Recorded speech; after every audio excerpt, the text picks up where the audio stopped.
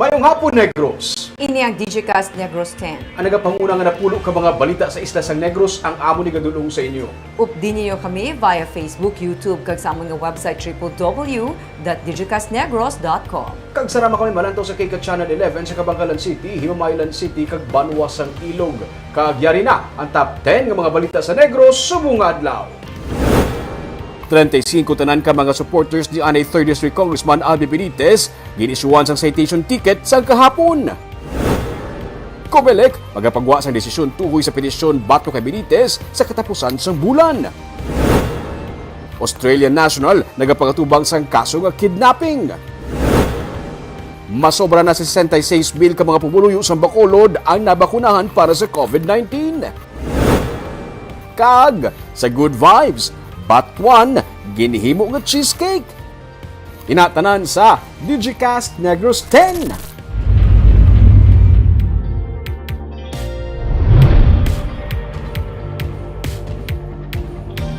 Sa number 10, mga tradisyonal nga pahampang para sa mga kabataan ang ginpaiway anay sa katapos ng Muslim community sa Bacolod sa pagsaulog sang Eid al-Adha karon nga may pandemic. Nagtipon sa masjid ang pila ka mga katapos ng Muslim community sa Bacolod sa paghiwat sang Eid al-Adha o kunang Feast of Sacrifice kay nasang aga. Pero matapos ang pagpangamuyo kag tradisyonal nga pagsalo-salo sa ginihaw nga karnero kag baka, wala na sa mga naandan nga pahampang nga ginhiwat para sa mga kabataan. Hugot man nga ginpatuman sa masjid ang physical distancing, pagsuksok sang face mask kag face shield. Suno kay Imam Abul Khair Karkauga, pamuno sang Muslim community sa Bacolod, kasubong sang ehemplo sang pagsakripisyo ni Abraham, dapat man magsakripisyo ang mga tumuluo pinaagi sa pagsunod sa mga health protocol ilabi na karon nga pandemic. Habang nagpipray kami, nasunod naman yung social distancing, face mask. So, alhamdulillah. So, walang nalabag sa tinatawag ng mga protocols natin. So, ang pinakamalaking sakripisyo na gagawin ng mga kapatid natin, lalo na sa panahon natin ito, na nasa panahon tayo ng pandemic, no? Marami ring naghihirap. Ay, ang una-una ay magtiis sa ganito mga sitwasyon, no? At pangalawa, manalig palagi sa Diyos, magtiwala, magdasal, magbalik loob, nang sa ganun ay mawala na itong tinatawag na COVID-19, no?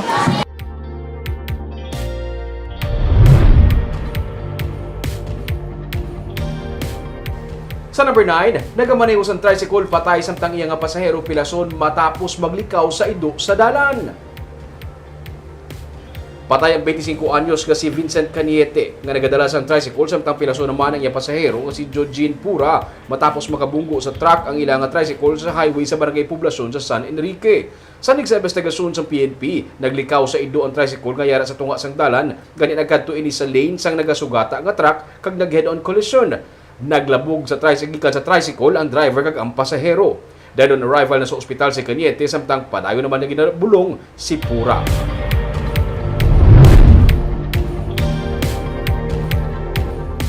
Sa number 8, Australian national ang arestado matapos ginaligar iya nga ginkidnap ang duha ka kabataan sang iya anay live-in partner.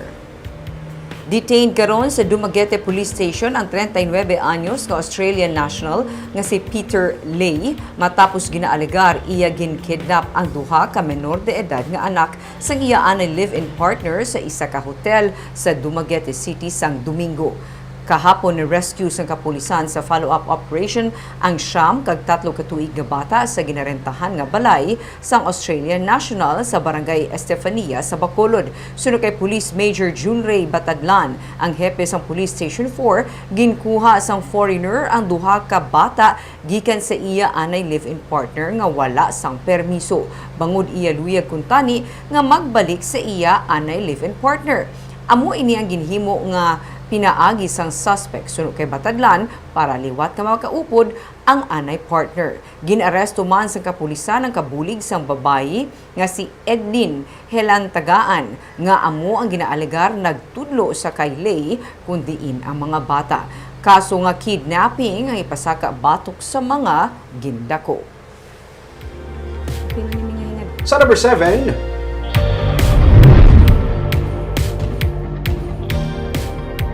Hindi na sa karon kinahanglan pa magbangka padulong sa Langob kag Sugar Beach Resort sa Sipalay City kay nahumana ang taytay kasarang malabyan sa mga salakyan pakadto diri. Ginanunsyo sa Department of Public Works and Highways sa ila sining nga Facebook page nga hindi na kinahanglan pa magsakay sa bangka padulong sa Langob kag Sugar Beach Resorts bangod na humana ang 75 meters nga taytay sa barangay Nauhang. Ang taytay ang mag-aangot mismo sang sining nga mga resorts sa barangay Nauhang nga nasa parar sang bulwangan sang Suba gani ginakinahanglan pa nga magrenta sang bangka para makatabok diri. Kabahin ini sang 225 meters nga dalan naging construct ng DPWH padulong sa mga tourist sites sa area. Ang Langob kag Sugar Beach Resort sa Sipalay City ang popular nga mga destinasyon sang mga turista.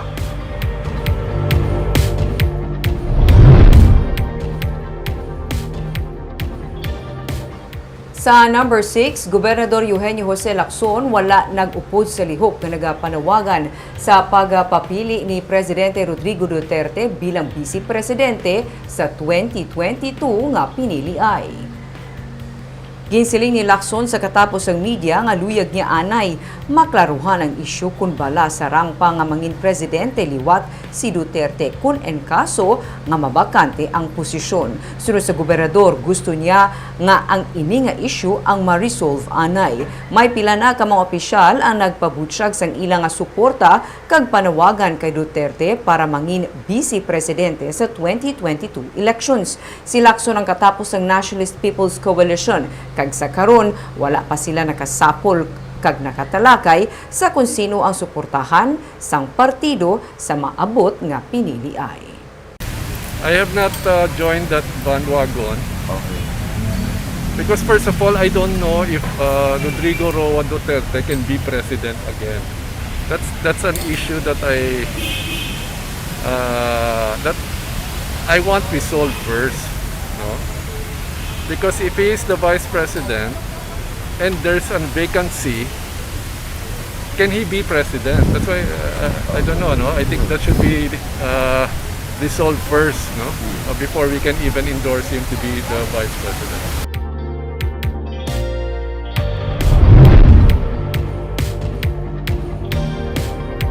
Sa number 5, MECQ sa Negros Oriental nangin epektibo suno sa IATF kay nagdubo na ang kaso sa COVID-19 sa probinsya.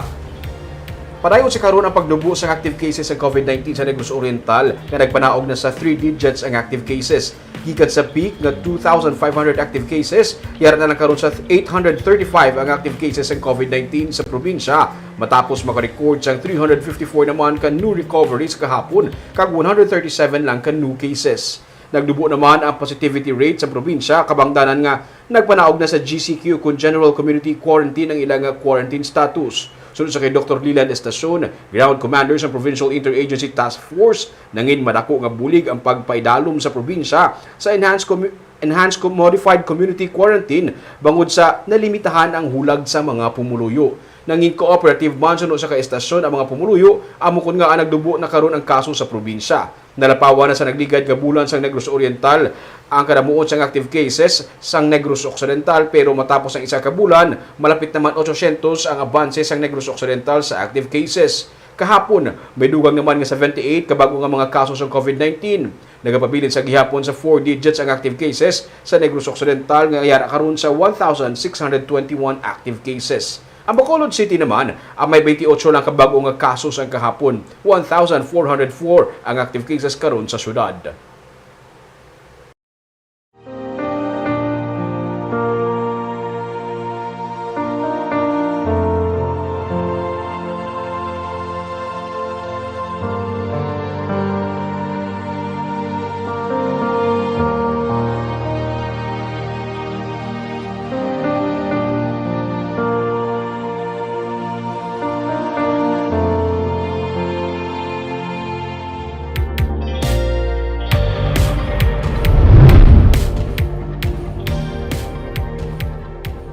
Sa number 4, sa Hulyo 21 pagasugdan sa probinsya ang rollout sang AstraZeneca vaccine nga gikan sa Department of Health.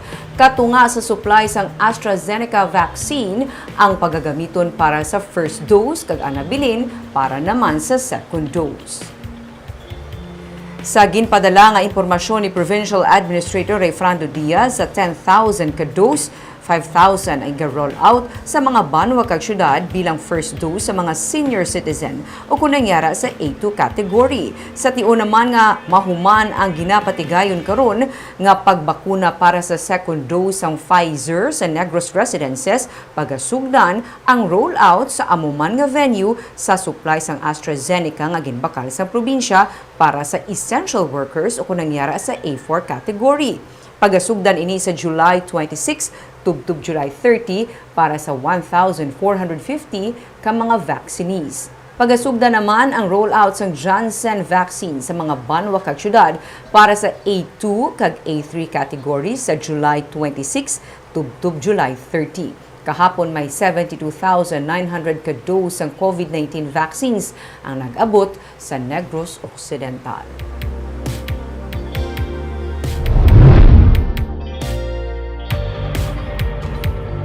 Sa number 3, masobra na sa 66,000 ka mga pumuluyo sa syudad sa Bacolod ang nabakunahan.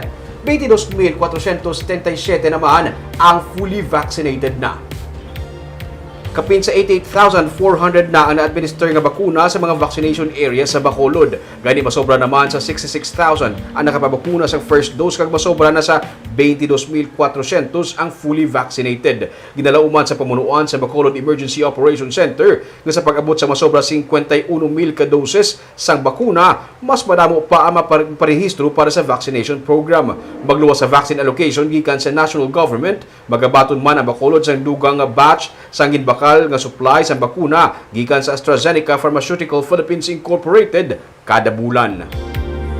Sa number 2, sa tion nga mabaton sang Election Registration Board ang position paper ni Anay Congressman Albi Benitez angot sa opposition sa iyang transfer of registration, maga-deliberate ang ERB angot diri. Sa ERB hearing kahapon, ginpasubmit si Benitez ang position paper sa sulod sang 3 ka adlaw. Suno kay Attorney Catherine Trinio Canya, ang elections officer sa Bacolod kag pamuno man sang ERB, pagkatapos ang deliberations sa ERB, ginalauman ang pagpagwa sang resolution angot diri. Dugang pa ni Trinio Canya, ang desisyon sang ERB ang final. Kung may luyag nga magkwestiyon sini sa magtimbang nga bahin sa korte na ini ipatuhoy. Magluwas ang opposition kay Benitez, nagapadayon man ang ERB hearing sa 241 kaiban pa nga mga registrants nga gin-oppose ang ila application for registration. Suno kay Trinio Canya, ginalauman nga ang desisyon sa tanan mapagwa sa katapusan sang bulan. Sa kapilugan, may 10,199 ka-application humalin April 13 tubtub June 30. Ang mga unopposed applicants diri o kunang 9,957 ang gin-aprubahan na sang ERB sang Lunes. Members of the ERB will deliberate and then come up with a resolution. And then, amo na ipagawa sa by end of the month sa Yes. tanong-tanong na iyan. Yes. Ay, okay. Wala na niya further hearing or whatever? Wala na. Kay ang decision, once the ERB makaresolve na, no, ang decision sa ERB is final. Ay, okay. Hindi ka naka-appeal or whatever? Hindi na subject to appeal ang decision sa ERB. So, ang recourse nila is with the courts. Kag sa numero 1 sa mga balita, subong nga adlaw.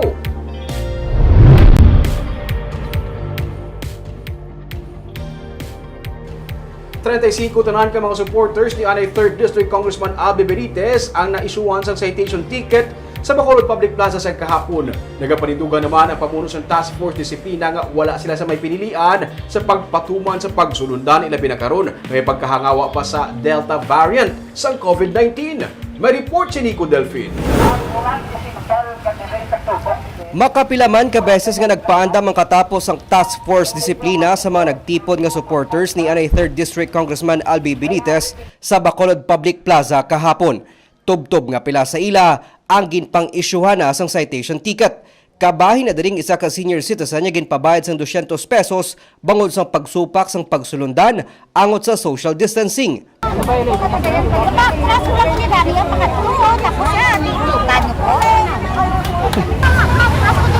Siyempre kasi tumba ko na sira. social distancing. Pila na pinaran mo, ma'am? Ay, kuya kabalos yan sa kalayro. Kaya wala kuya kwarta yung magbayad, Justin. Mumula na nga mo, no, bro, nung bilang taspo disiplina, nag-remind kami din sa minimum health protocol. Social distancing, 1 meter. Sok sa proper face mask, official. Mula kita yung amo na. Pati si anay board member Patrick Lacson, gin-issuehan man sang citation ticket bangod wala sang face shield. Pero wala na paiway ang paglinilisay sa tunga sang grupo kag mga enforcers bangod may mga traffic enforcers man nga nakitaan nga wala man sang face shield. Kaya ako takata ng traffic enforcer, wala face shield, Nakakang yan, kakabang man yung harasyon. Kaya po yung manaya katama ka kami, ito sipidahin nyo. At yung ginagito, kita nyo. Ilaman ginreklamo nga may mga katapos ang media nga wala sang face shield pero wala gin pang tikitan. Ang nasuspend nga punong barangay nga si Noli Villarosa sang barangay Tangub nga supporter man ni Benitez ang nagsaway man sa mga supporter sa plaza. Ay, bota sa wayo, ganahin bota, picturean, pero wala ko magpapamate. Mula ginakasimple. Simple lang ginagawa niya, ito dapat nasunod. Naninduga naman si Wilfredo Julingo, pamuno sang Task Force Disiplina, nga wala sila sang pinilian sa pagpatuman sang pagsulundan. Sandig sa natukod nga executive order angot sa pagpatuman sang General Community Quarantine with heightened restrictions, ginadumilian gihapon ang mga pagtililipon kag mga party sa guaman ukon sa sulod sang puloy-an. Wala matutubala nga board member, basta pang-issue lang ito sa kung sino nag-violate wala wala nga physical distancing sa tuhay tapos sa plaza kagapon ato niya may ka-exist kita nga city ordinance sa Bacolod. Sa kabilugan, may 35 tanan ang naisyuhan sang citation ticket. Halos tanan sa ila nagkadto sa plaza para magpakita sang suporta sa kongresista nga damlag nagdeklarar nga magpapili sa 2022 mayoralty elections sang Bacolod. Gindugang pa ni Yulingo nga tugaman sang kahangawa sang COVID-19 Delta variant, mas strikto nga ila ginapatuman ang pagsulundan. Nalakip diri ang pagpasiguro nga yara lamang sa 20-30% ang venue capacity sa mga kalan-an kag iban pa nga mga commercial establishment. Nico Delfin para sa Digicast Negros. Ang batuan nga masami ginagamit pang paasdom sa mga sabaw ang gingamit sang isa ka coffee shop sa paghimo sang cheesecake. Luyag niya nga maghimo sang nanari-sari nga mga recipe gamit ang lokal nga produkto. May report si Romeo Subaldo. Sinubla magunahuna nga ang batuan pwede mangin ingredient sa cheesecake. Idag na pinsaran nga recipe sang anay barista nga si Johnny Hava sa isa ka kilala nga coffee shop sadto, nga iserve sa iya sini nga coffee shop sa Silay City. Sa sinigid lamang ang ginsuguran serve sa Damgo Coffee Shop sa tabok ng Silay South Elementary School ang batuan cheesecake. 2019 sa ginsuguran niya ang iya nga coffee shop. Halos tanan kuno nga mga ginaserve niya nga mga pagkaon kag kape gikan sa local coffee farmers kag local producers. Gani nagpaminsar man siya sa pamaagi nga magamit ang mga prutas o kun mga utan nga may ara sa Negros sa iya sini nga mga pagkaon nga ginaserve. Ang paghimo kuno abi sang cheesecake masami ginaparisan sa mga ulo-aslom nga prutas gani napinsaran niya nga testingan ang batuan. Total, hindi man mabudlay pangitaon ang batuan sa Negros. Then we talk about making two different flavors or more in harmony. So ang batuan cheesecake, when you make cheesecake, you need something sour. Correct. So like with the strawberry cheesecake, so we have batuan. It's a fruit, and it's always available. Kalabanan sa mga customer niya nag-order out of curiosity kay natingala kung paano mahimo nga cake ang batuan pero nalipay siya kay ilaman ini nga nauyunan. Most of the time it's they buy it out of curiosity, and then they love it. Wow.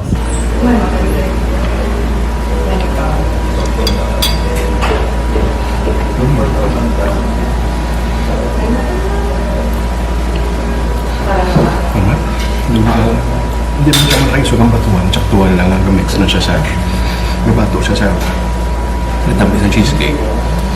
Gablend siya na lumabas, lumalang katamis. Magluwa sa cheesecake, may batuan ice cream man siya pero seasonal lang.